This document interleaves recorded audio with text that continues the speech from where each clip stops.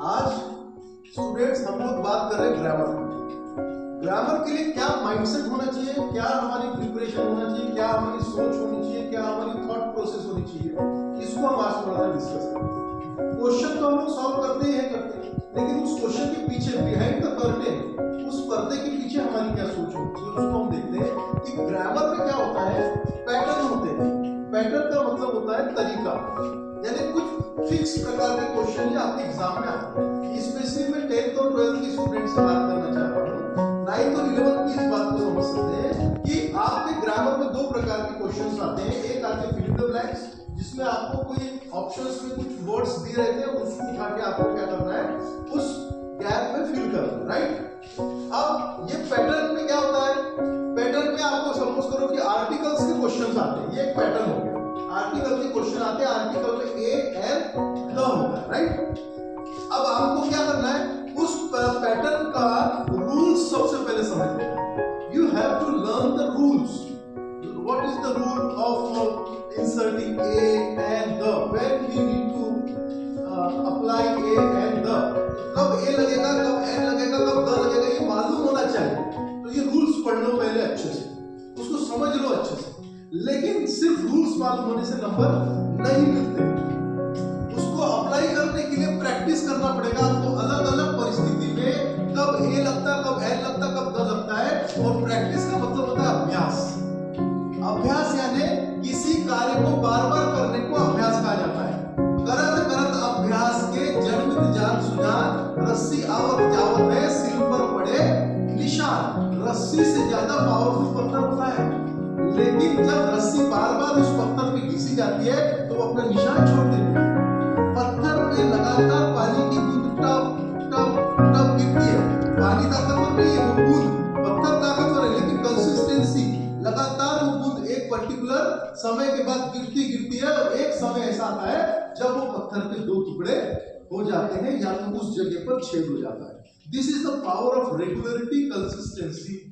So I want to remind you कि आपको सिर्फ नॉलेज होने से कि भाई ए एंड द ऐसा होता है, ऐसा ऐसा होता है, ऐसा नहीं, उससे काम नहीं चलेगा। आपको क्या करना है, ए एंड द और सभी रूल्स पे, कि भाई मॉडल्स कब लगाने हैं, है ना, वर्ब का कौन सा फॉर्म कब लगाना है, एडजेक्टिव कौन सा लगेगा, यहाँ पर डिग्री कौन सी लगेगी, ये सारी प्रीपोजिशन कौन सा लगेगा, कंजंक्शन कौन सा लगेगा, ये सारे रूल्स तो पढ़ना ही पढ़ना है, लेकिन इनकी प्रैक्टिस भी करना है। और प्रैक्टिस करने का सबसे अच्छा तरीका ये है कि आपके जो टेक्स्ट बुक है, आपके टेक्स्ट बुक में जो लाइंस दिए, टेक्स्ट लिखा हुआ है, उसमें आप ढूंढिए। आप एक दिन प्रैक्टिस करिए आर्टिकल्स की, तो क्या करिए, आर्टिकल्स के लिए आपको पूरे पेज में ए एंड द को ढूंढिए, उसको अंडरलाइन करिए and try to understand in which context the particular word has been used.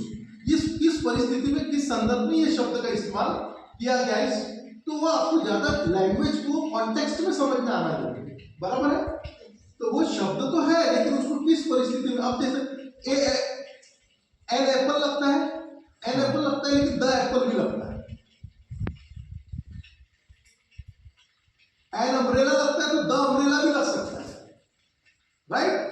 और यूरोपियन लगता है, और यूरोपियन लगता है तो द यूरोपियन भी लग सकता है। द कहीं भी फिट हो सकता है, तो कब द फिट होता है, when we talk about a particular thing, give me the apple which I bought yesterday, मुझे वो सेब चाहिए जो मैंने कल लाया, तो वो पर्टिकुलर वाला।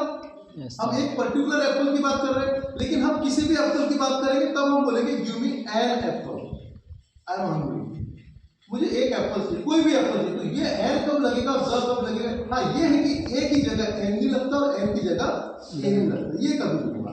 तो ये मालूम होना चाहिए। और आज के इन प्रेजेंट सिचुएशन, आज एन एप्पल यूज नहीं होता, आजकल ऐसी चीजें ज्यादा यूज होती है जो आपको कंफ्यूज कर देती है। समझ में आती बात को?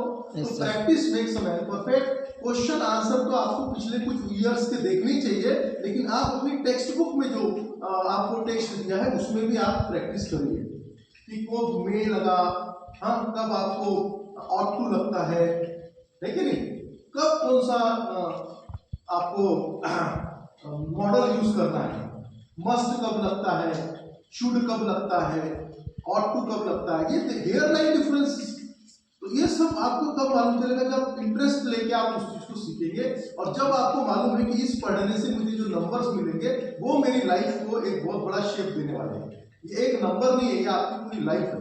इसलिए आने वाले बोर्ड एग्जाम में हमें फोकस होकर पूरी जिम्मेदारी के साथ हमें अपनी पढ़ाई करनी है और प्रैक्टिस करना है। तो ये पैटर्न आपको समझ में आ गया? गुड। तो आप इस तरीके से, और मेरा छिंदवाड़ा जिले के लिए बल्कि सभी 10th 12th 9th 11th के बच्चों से आग्रह है कि आप इस पैटर्न को फॉलो करें और ज्यादा से ज्यादा प्रैक्टिस करें। जब आप प्रैक्टिस करेंगे तो आपको कुछ चीजें क्लियर होगी, कुछ चीजें नहीं होगी, तब आप अपने टीचर से भी पूछ सकते हैं कि हमको यहाँ पर थोड़ा आपकी हेल्प चाहिए, दे विल डेफिनेटली हेल्प। तो ये पैटर्न हमको फॉलो करना है ग्रामर के लिए। क्लियर है? Yes sir. Thank you so much.